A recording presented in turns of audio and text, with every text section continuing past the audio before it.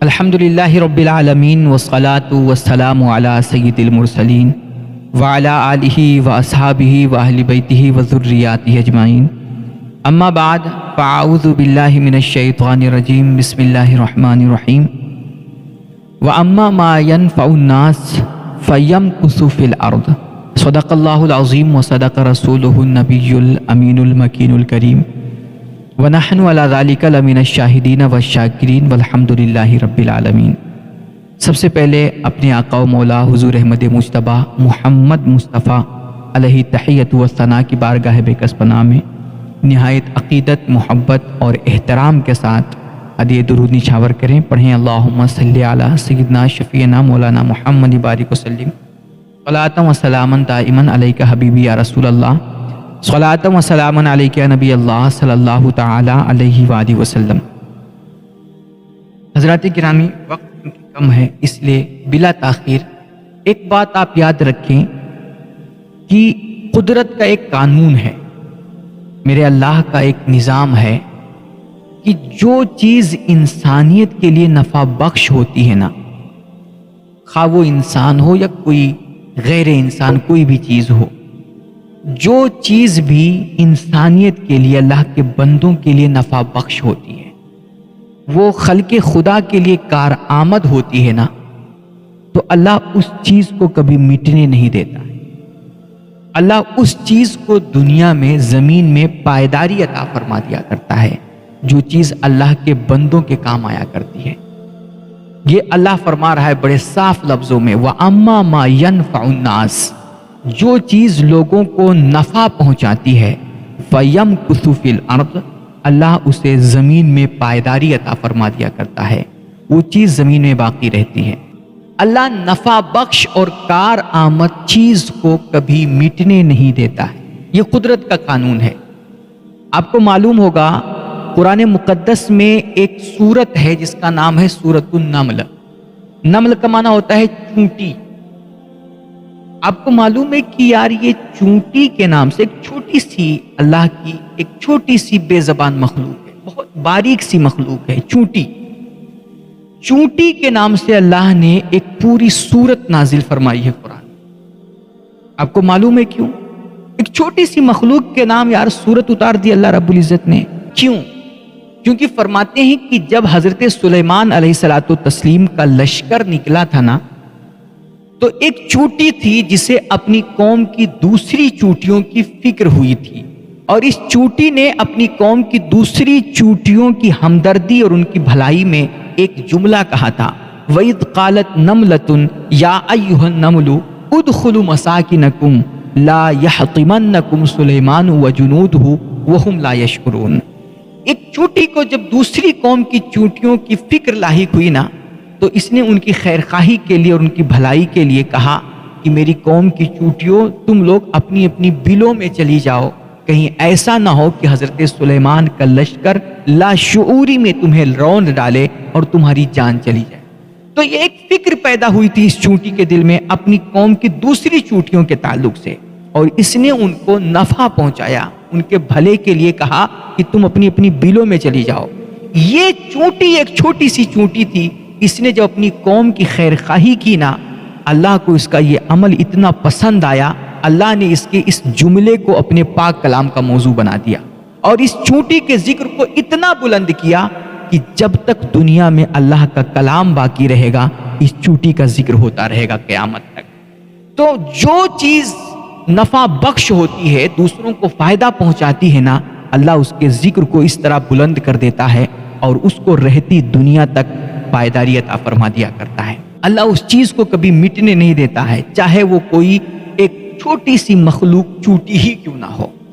تو یار ایک چونٹی اگر اپنی قوم کی بھلائی چاہے اور ان کو نفع پہنچائے، تو یار اللہ اس کے ذکر کو مٹنے نہیں دیتا ہے، اور اس چونٹی کو اتنا مقام عطا فرماتا ہے کہ اپنے پاک کلام کا ایک چھوٹی سی مخلوق کو موضوع بنا دیتا ہے۔ تو اگر ہم انسان ہو کر کے دوسرے انسان کے کام آئیں گے، ہم مسلمان ہو کر کے دوسرے مسلمانوں کو نفع پہنچائیں گے اور اللہ کے بندوں کی مدد کریں گے، ان کے دکھ سکھ میں ان کے ساتھ کھڑے ہوں گے، اور جہاں تک ہم سے ہو سکے ہم ان کی مدد کریں گے، تو سوچو پھر اللہ رب العزت ہمیں کیسے ضائع فرما دے گا۔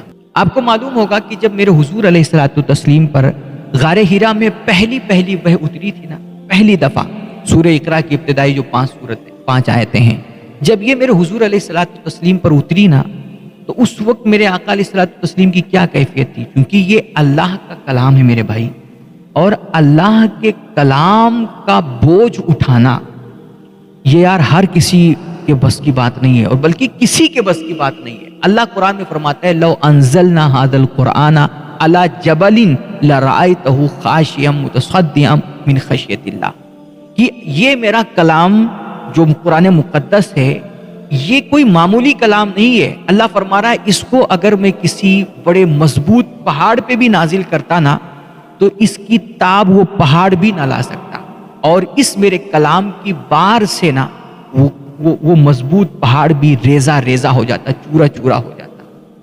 اتنا عظیم کلام ہے یہ۔ اب سوچئے کہ پہاڑ بھی جس کی تاب نہ لا سکے وہ میرے حضور علیہ الصلوۃ والتسلیم کا سینہ ہے کہ جس نے کلام الہی کے بوجھ کو برداشت کیا۔ تو جب میرے حضور علیہ الصلوۃ والتسلیم کے سینے پاک پہ کلام الہی کا نزول ہوا اور آپ پر جب پہلی وحی اتری نا، تو چونکہ میرے حضور بھی خیر البشر ہیں تو بتقاضے بشری آپ پر بھی اس کا بڑا بوجھ پڑا، اگرچہ آپ نے برداشت کر لیا لیکن بوجھ تو بوجھ ہے، تو اس کا آپ پر بھی بڑا بار محسوس ہوا۔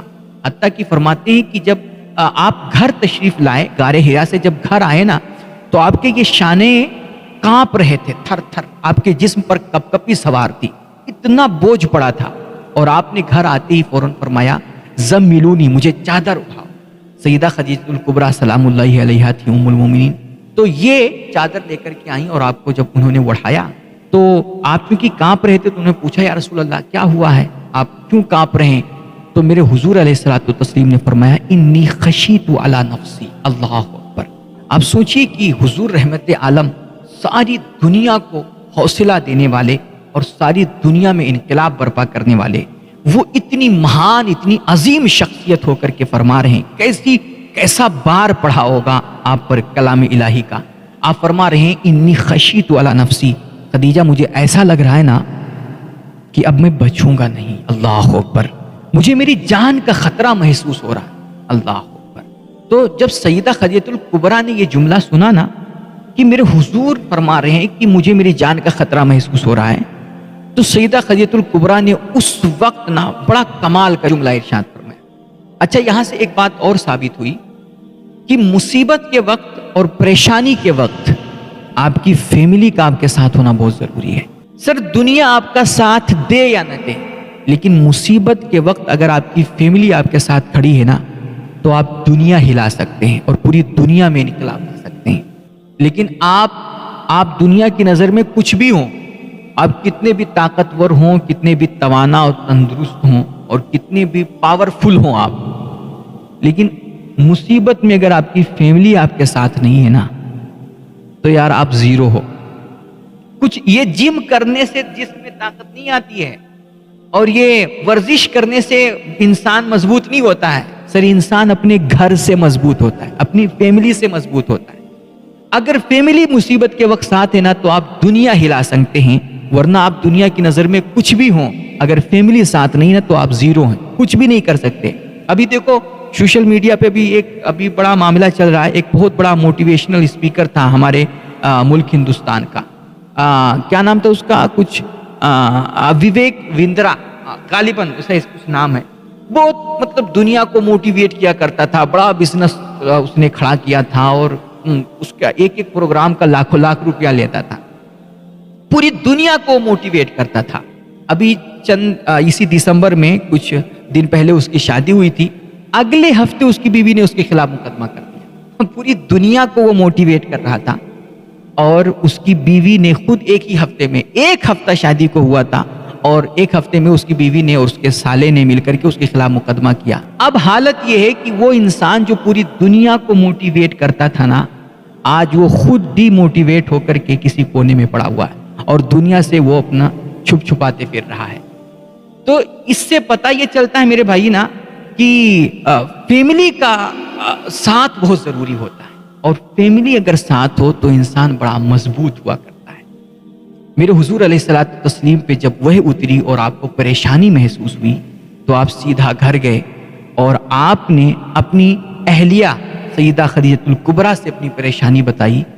تو اس وقت آپ کی جو بتقاضے بشری کیفیت تھی نا وہ ناقابل گفتگو تھی، لیکن جب آپ کی یہ کیفیت دیکھی نا تو پھر وہاں حضرت سیدہ خدیجہ الکبریٰ کا رول شروع ہوا، آپ کا کردار، اور آپ نے اتنا کمال کا کردار ادا کیا. آپ نے جب یہ سنا کہ میرے حضور فرما رہے ہیں انی خشیت علی نفسی، کہ میں جو ہے اب مجھے میری جان کا خطرہ محسوس ہو رہا ہے، تو سیدہ خدیجہ الکبریٰ نے ایک کمال کا جملہ ارشاد فرمایا اور اس طرح آپ کو موٹیویٹ کیا. بتقاضے بشری میں یہ بات کر رہا ہوں کہ ایک شوہر جب ساری دنیا سے ہار محسوس کرتا ہے نا تو بیوی اس کو حوصلہ دیتی. کہتے ہیں نا کہ ہر کامیاب انسان کے پیچھے نہ کسی عورت کا ہاتھ ہوتا ہے.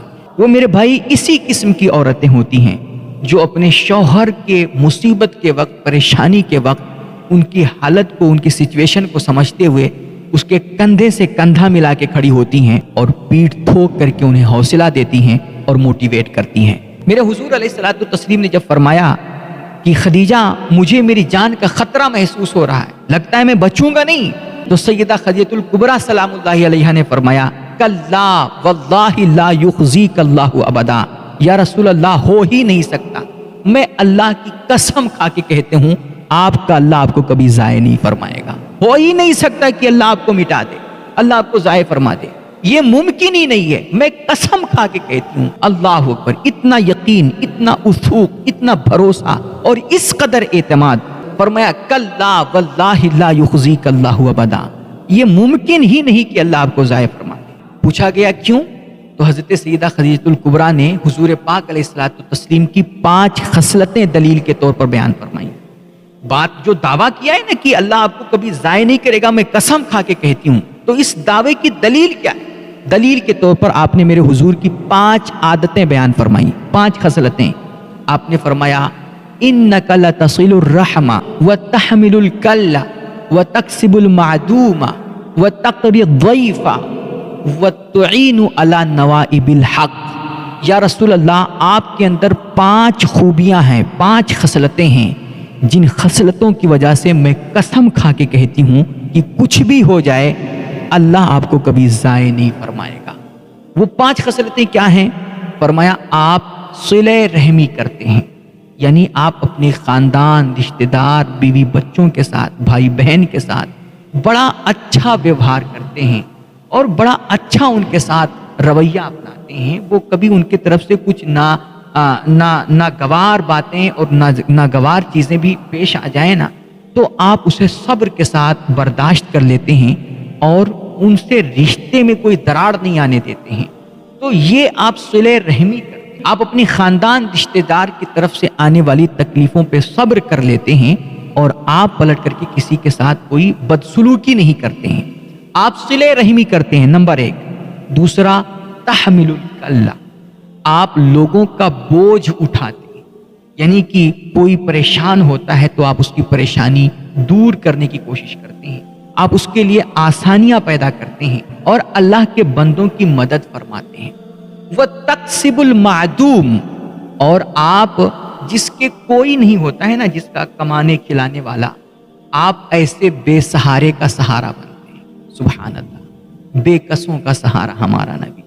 آپ بے کسوں اور بے سہاروں کا سہارا بنتے ہیں. جن کو کمانے کھلانے والا کوئی نہیں ہوتا ہے، آپ ایسے غریبوں، لاچاروں، مجبوروں کو کما کر کے کھلاتے ہیں. آپ ان کو ان کی مدد کرتے ہیں، اللہ کے بندوں کے کام آتے ہیں. اور چوتھی چیز تقری الضیف، آپ مہمان نوازی بڑی کرتے ہیں، آپ سخاوت بہت فرماتے ہیں. آپ کے گھر کوئی مہمان آ جائے تو آپ اس کی عزت بہت کرتے ہیں اور مہمان آتا ہے تو گھٹن نہیں محسوس کرتے کہ اب ہم کہاں سے کھلائیں گے، کیا کھلائیں گے، یہ تو بوجھ بن گیا. نہیں، آپ دل کھول کر کے اس مہمان پہ خرچ کرتے ہیں، اس کی عزت کرتے ہیں اور اس کی بڑی مہمان نوازی فرماتے ہیں. یہ چوتھی خصلت. اور 5ویں خصلت وَتُعِينُ عَلَى نَوَائِبِ الْحَقِّ، یا رسول اللہ آپ حق کے راستے میں آنے والی تکلیفوں پر، مصیبتوں پر لوگوں کی مدد کرتے ہیں. یہ 5 خصلتیں ہیں. 5 خصلتیں. نمبر 1، آپ صلہ رحمی کرتے ہیں، رشتہ داری نبھاتے ہیں، دوسرا آپ بوجھ اٹھاتے ہیں اور لوگوں کی تکلیفوں اور مصیبتوں کو دور کرتے ہیں، لوگوں کے لیے آسانیاں پیدا کرتے ہیں۔ تیسرا بے سہاروں کا سہارا بنتے ہیں۔ چوتھا مہمان نوازی کرتے ہیں۔ اور پانچواں آپ کیا کرتے ہیں؟ آپ پریشانیوں پر، حق کے راستے میں آنے والی تکلیفوں پر لوگوں کی مدد کرتے ہیں۔ یہ پانچوں جو میرے حضور کی خصلتیں ہیں نا، ان کا خلاصہ یہ ہے کہ آپ انسانیت کو فائدہ پہنچاتے ہیں، آپ اللہ کے بندوں کو نفع پہنچاتے ہیں، ان کا بھلا چاہتے ہیں، اور اپنی زندگی اپنے لیے نہیں جیتے ہیں بلکہ آپ اپنی ساری زندگی اللہ کے بندوں کے لیے جیتے ہیں۔ تو یہ جو خصلت ہے آپ کی، اس کی وجہ سے میں قسم کھا کے کہتی ہوں، واللہ لا یخزیک اللہ ابدا، میرا اللہ آپ کو کبھی ضائع نہیں ہونے دے گا۔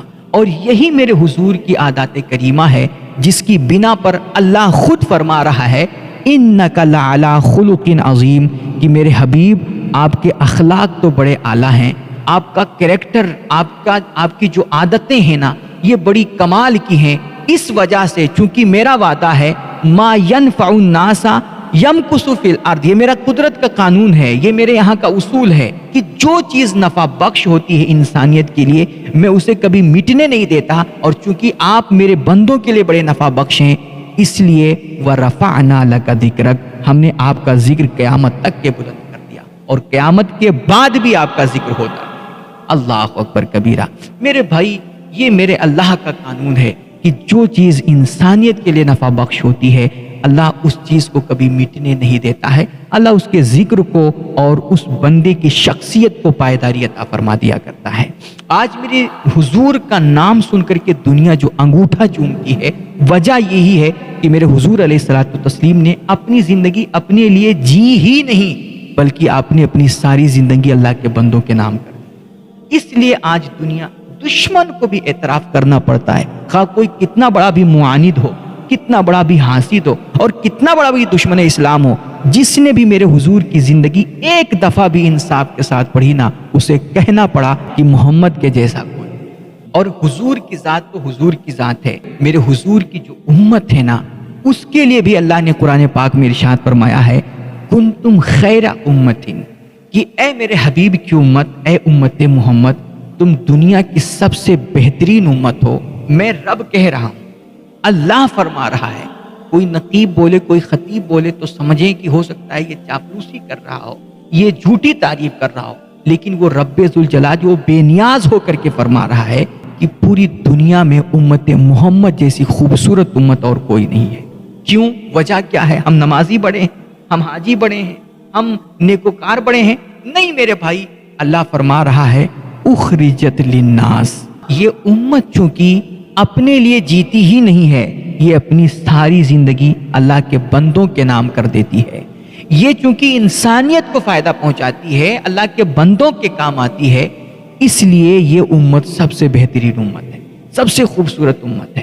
میرے بھائی، وہ کسی نے کہا تھا نا کہ یار اس دنیا میں جینا ہے میرے بھائی، تو یار موم بتی بن کر کے جیو، کینڈل کی طرح زندگی گزارو، کہ جو اپنی ذات کو تو پگھلا دیتی ہے نا، خود کو پگھلا کر کے دوسروں کو روشنی دیتی ہے، اپنی ذات کو گلا کر کے نا دوسروں کو اجالا عطا کرتی ہے۔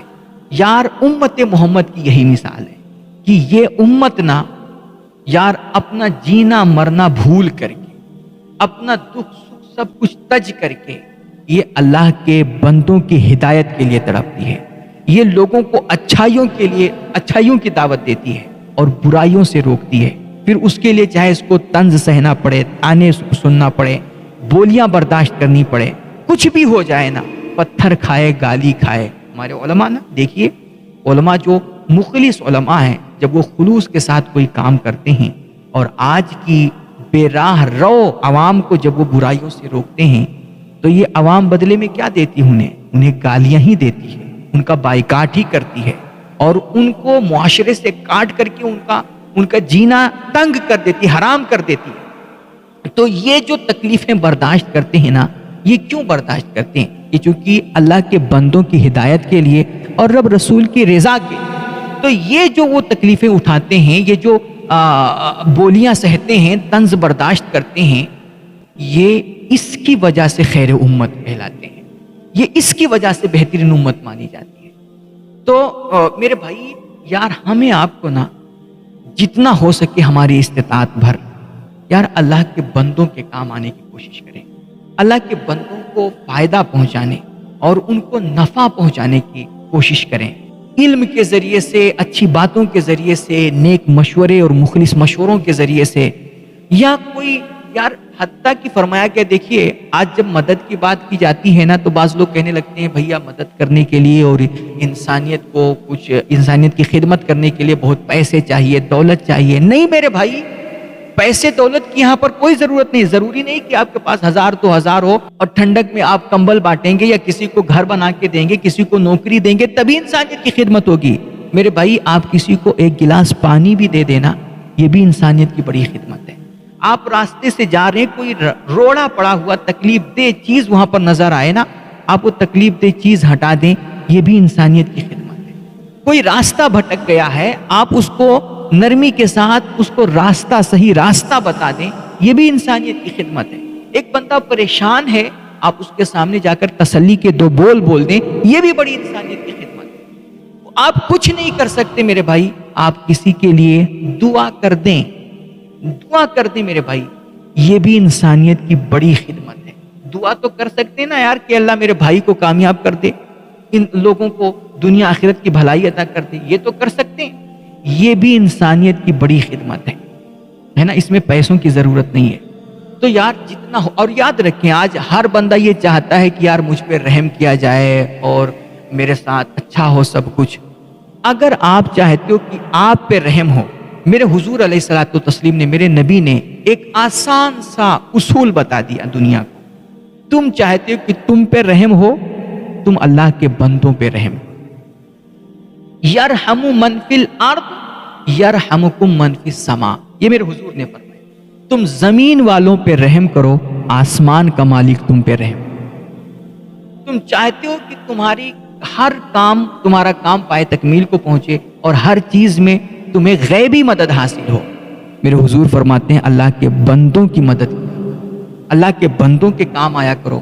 جب تک انسان اللہ کے بندوں کی مدد کرتا رہتا ہے، اللہ کی رحمتیں اس کے مدد کے لیے کھڑی رہتی، اللہ اس بندے کی مدد فرماتا رہتا ہے۔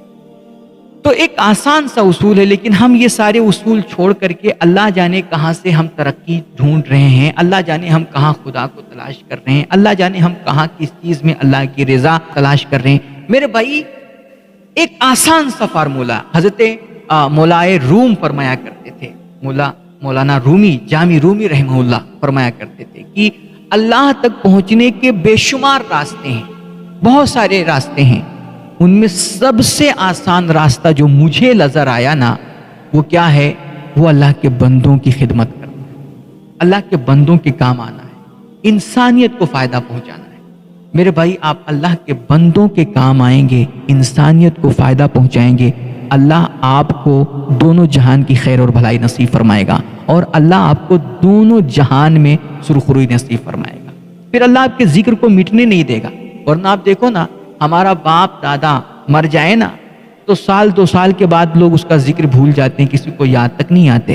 لیکن دیکھیے خواجہ ہندوستان حضرت خواجہ غریب نواز 800 سال سے زائد ہو گئے، لیکن آج بھی ان کا دربار چمک رہا ہے۔ حضرت مسعود غازی سالار کا آپ دیکھیے، ان کا دربار، دنیا ان کے در پہ پہنچ کر کے اور ان کا ذکر کر کے اپنی سعادت مندی سمجھتی ہے۔ کیوں؟